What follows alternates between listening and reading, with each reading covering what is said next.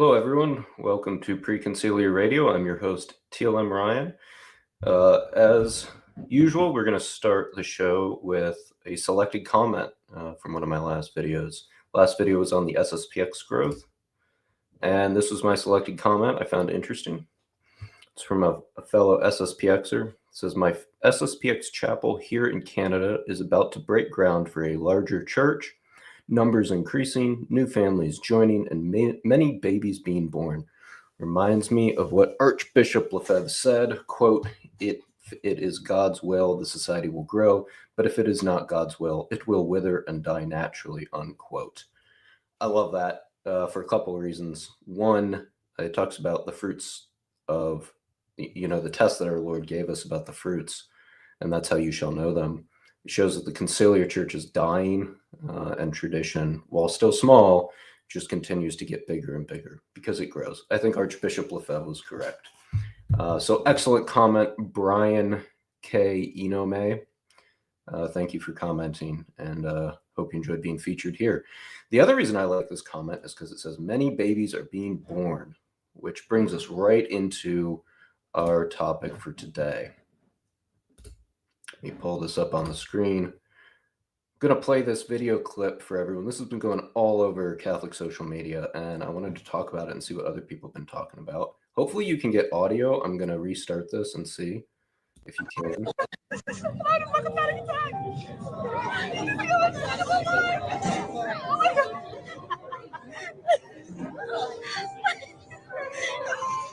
of want mine. I'm gonna get my tears on the baby. Right. Oh, you look beautiful. I can't look down. So look at her. What's her name? She's like, yeah, why so open? Oh my god, I need to have a kid. I need to have it. Oh my god. Oh, she's smiling. I want to take my top off and have skin-to-skin contact.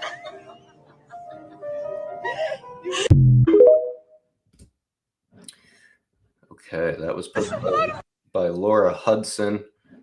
And there's a couple takes on this on social media that I wanted to go over before I jumped into my take. But it's everywhere. A ton of Catholics are commenting on it. The original post by this Laura Hudson lady, she's a Mormon. Mormons are pretty pronatal. So it makes sense why this moment would have attracted both audiences. Traditional Catholics of the mainstream religions actually have more children on average than even the Mormons do. So we are winning in that department. I think only the Amish have more, but they're a little fringe.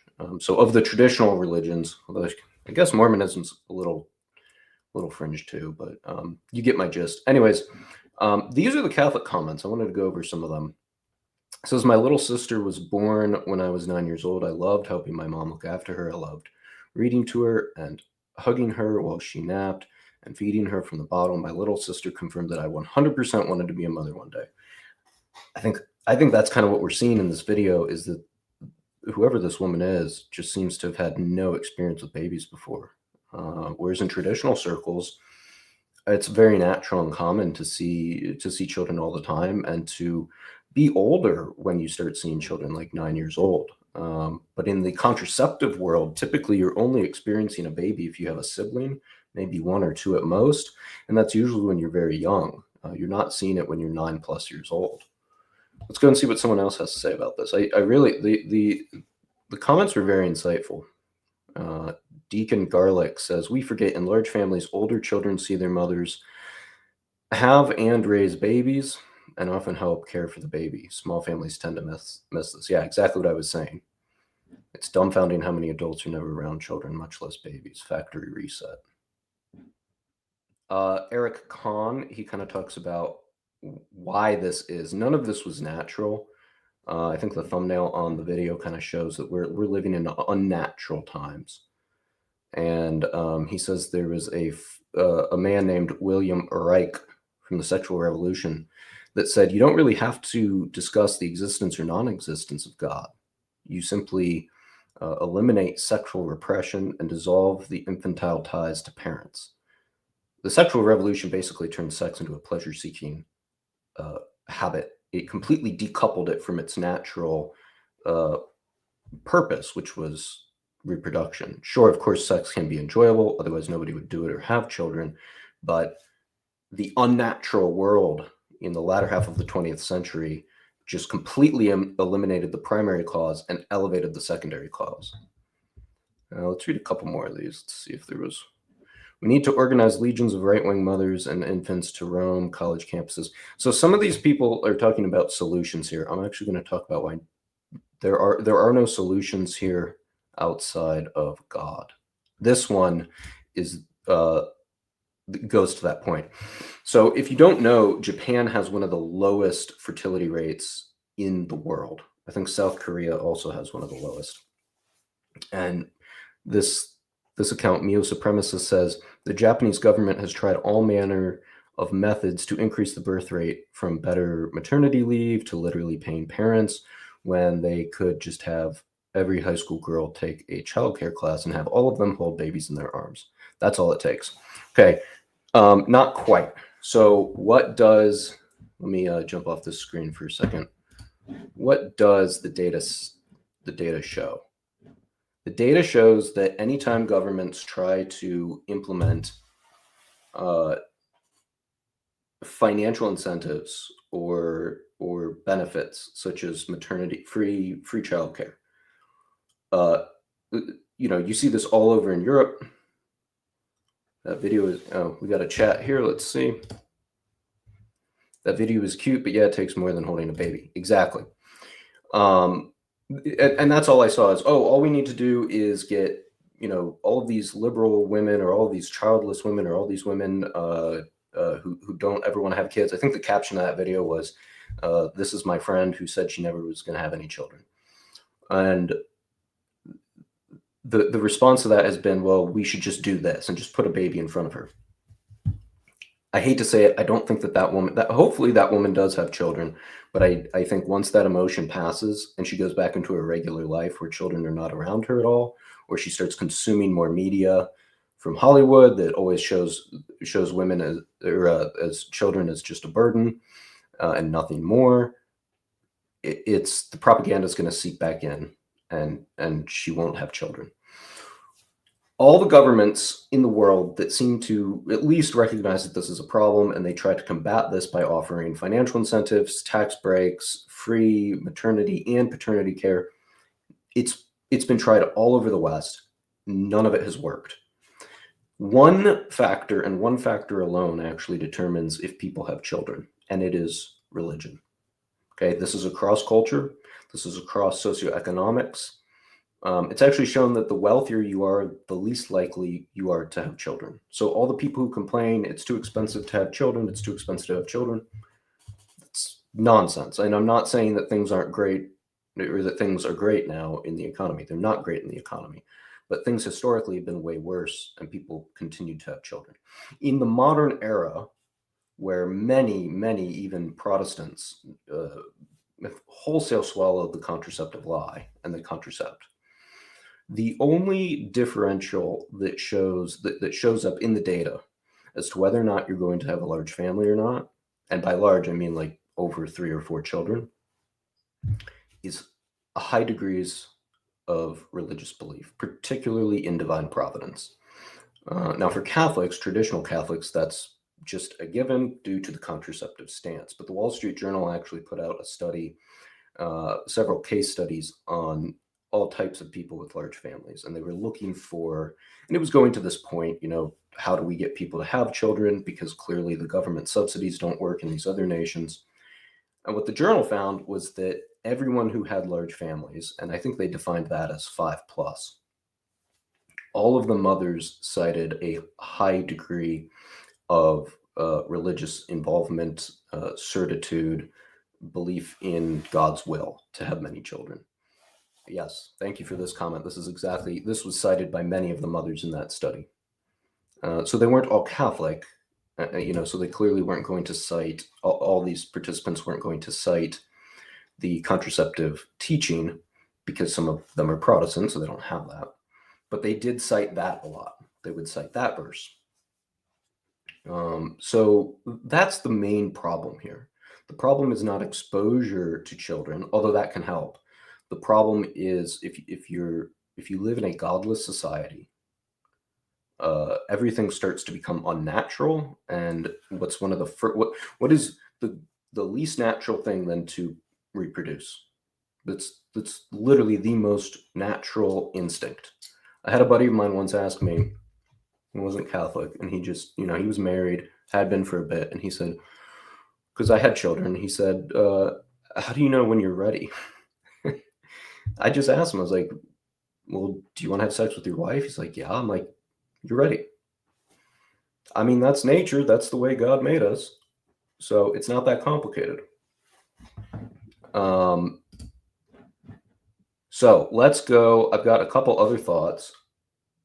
Sorry, I got something in my eye. I got a couple other thoughts on why this is the way it is.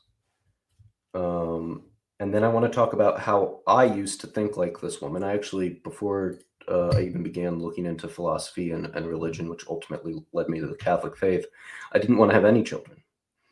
And why attending the Latin Mass completely reversed that unnatural inclination in me.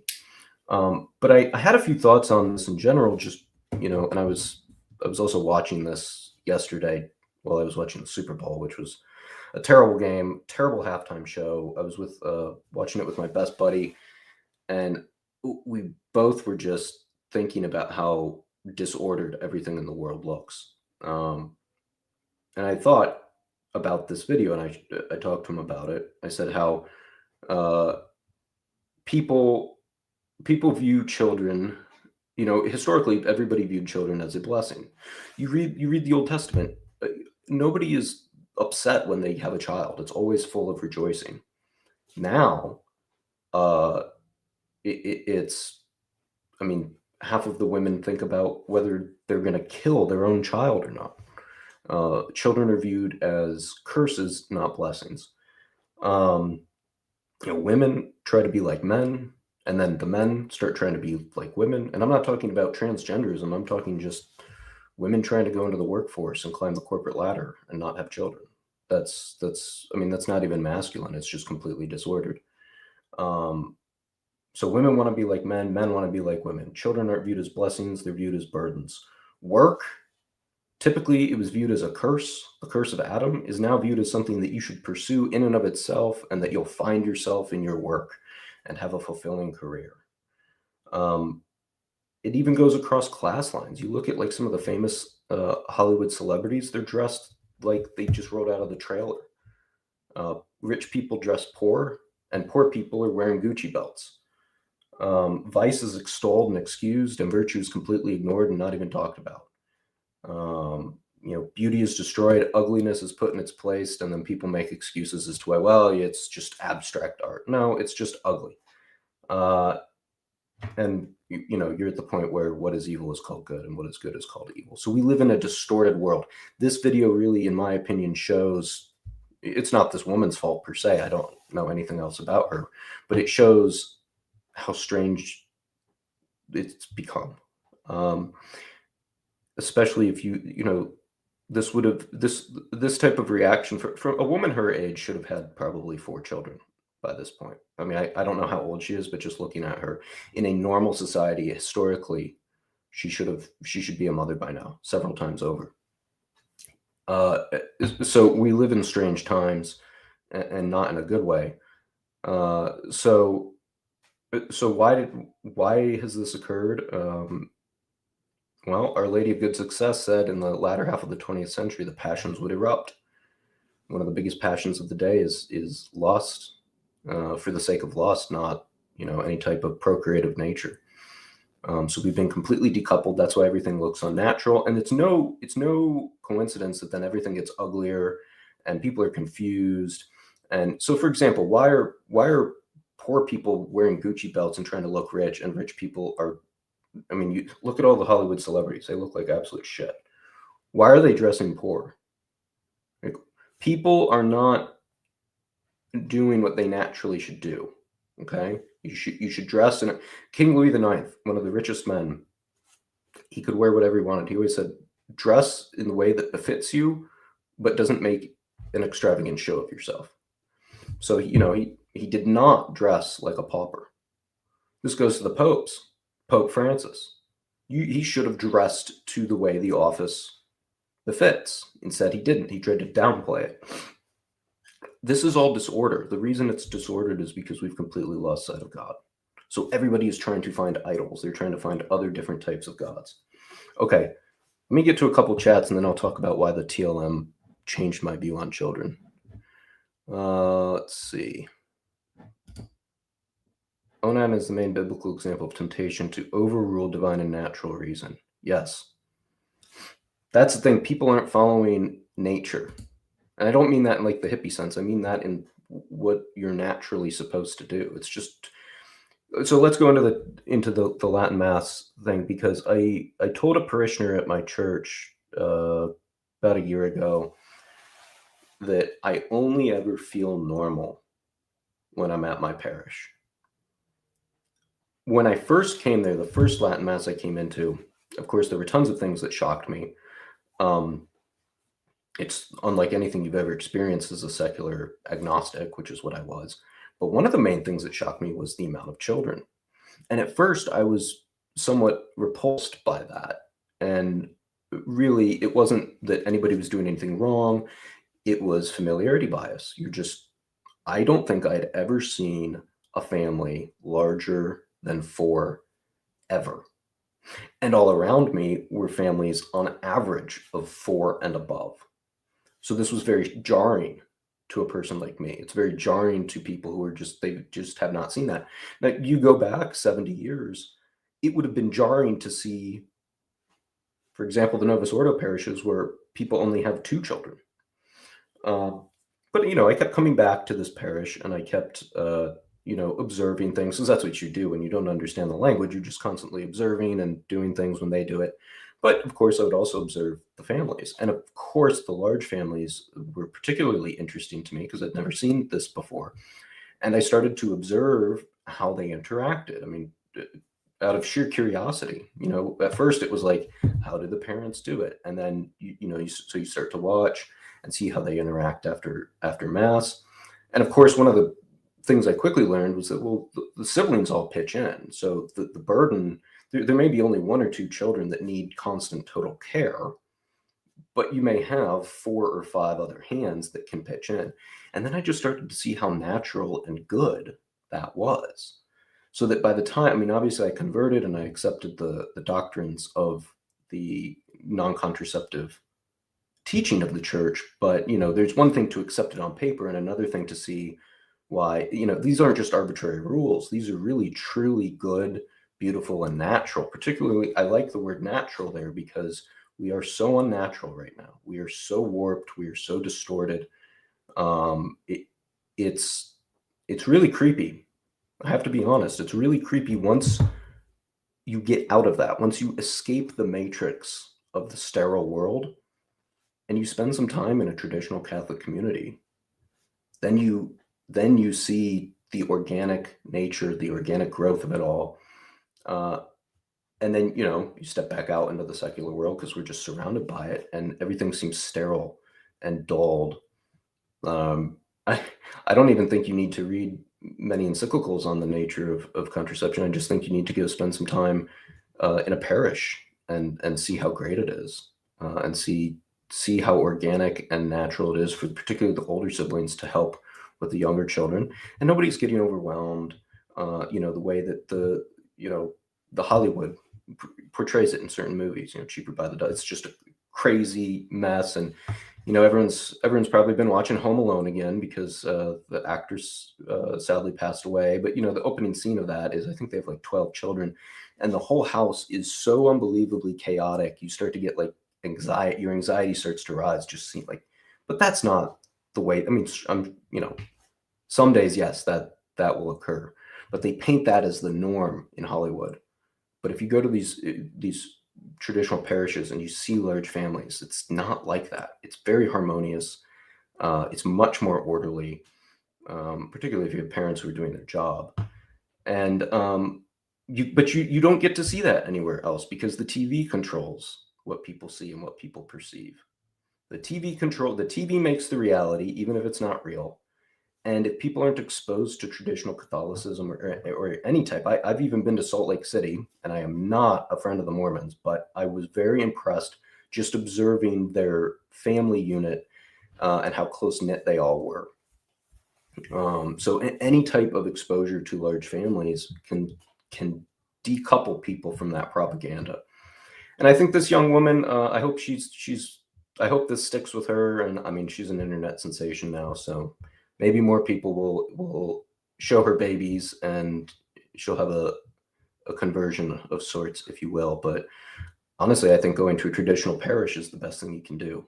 Like I said, it's the only time I feel normal, truly normal. And if you know anything about history, only 50 years ago, the average family size in America was about 4.5. Okay. That's higher than the average traditional Catholic parish today. Slightly higher. So even a traditional parish, it's not quite recovered yet from what occurred. And these are, practicing Catholics, non-practicing Catholics, Protestants. That was the average for every American. Now it's 1.7. It's abysmal. I mean, the only reason that we don't think it's as strange as it is a broader culture is because it happened very slowly, so you don't notice it. But if you were to have a time machine and you could go back and forth, that would be one of the first things you noticed. It wouldn't be the cars, wouldn't be the dress, it would be the amount of children that are running around. So anyways, that's kind of my rant. I just wanted to jump on live and talk about that because it was on my mind. I like live shows more because I typically get comments. So let me jump into a few, and then I'm going to try to end it at 25 minutes. I don't want to go on too long. Let's see. ST Martin's got a lot to say. Thanks for commenting. Let me pick out something that you've got here. Let's see. Workforce, wartime propaganda mobilization continued indefinitely. Yeah, there was a lot of fear about that. The higher ups in the government were, because they just come out of the Great Depression. The war really ramps up production, so then they're out of the Depression. They were terrified that as the troops came home, they would go back into a Great Depression. There's actually a really good documentary called The Century of Self about how Edward Bernays, I believe, but he was the nephew of Sigmund Freud. And he took psychotherapy and inserted it into consumer marketing on the consumer product level, and how he turned us all into these hyper consumerists. Really creepy stuff, really evil stuff. Not controversial. These aren't like conspiracy theories. These are just well-known facts. And that's why when you look at advertising, unless it's like a Ford F-150 or something super geared towards men, you see it plays all on the emotion and the image that this product will bring you. Think about Subaru, for example. The catchphrase, it's love is what makes a Subaru a Subaru. They're not talking about horsepower or capacity or anything like that. They're selling you an emotion, and that's how they get you. So yeah, everything changed after the war. Let's see here. Got one from a Zachary Winter. I know Zach personally, so. We live in an age where love in the hearts of men has grown cold. A big part of this is the dysfunction of the family. Children learn about the nature of God's love in the family structure. Yes. And fake Sister Lucia said that Satan's final battle in this world with God would be over the family. And even though it's fake Sister Lucia, I think fake Sister Lucia was absolutely correct. She's still hiding the third secret of Fatima, the true secret, but that's a very apt observation from fake Sister Lucia. clearly the last battle that's going on right now is with the family. I think a third of Gen Z hasn't been born. They were conceived, but they haven't been born. They were killed. It's a mass genocide. From women, not her, but women like her, who, were they to get pregnant, instantly think of killing the child instead of being happy that it's a blessing. Let's get to a couple more comments and then we'll wrap this. St. Martin, yes, Brené's nephew Freud. Kanye West was a big promoter of that. Very good documentary. I think it's free. It's 4 parts.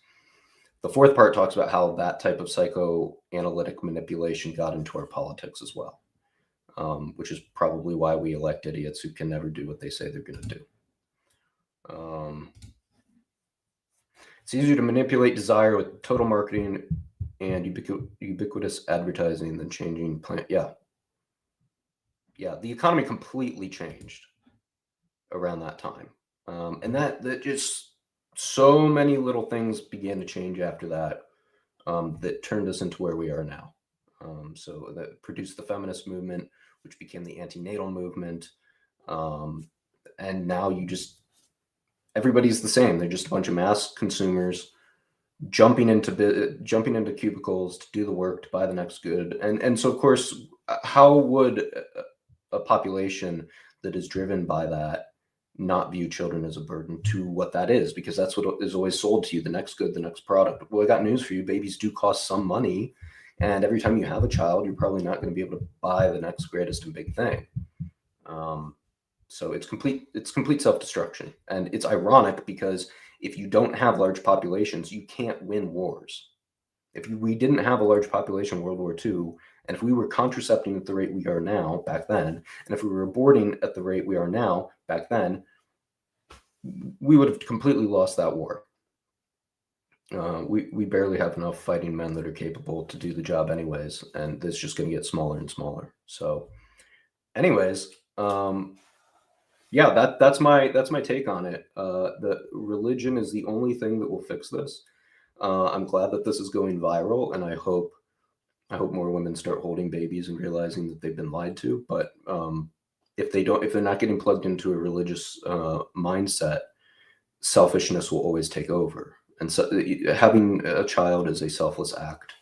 So we have to get out of a selfish attitude, and really, because there's a bunch of Christians and even Catholics out there that still worship the self rather than God. If you worship God, you're going to be a lot more selfless. And that is what produces the mindset to be open to life. It's not always doctrinal. We know this. Trust me, Catholics do not follow that doctrine well at all.